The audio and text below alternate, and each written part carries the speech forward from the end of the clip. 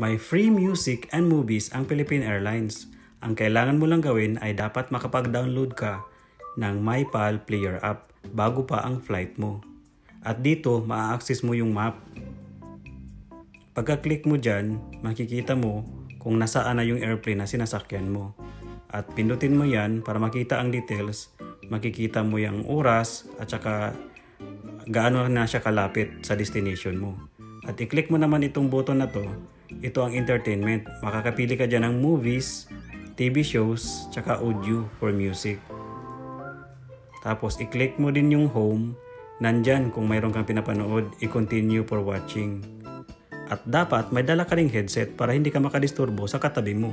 At itong portable mobile holder para dyan mo ilagay yung cellphone mo habang nanonood ka ng movies or nakikinig ng music. I-share mo to sa lahat ng kakilala mo na may flight sa Philippine Airlines. Maraming salamat!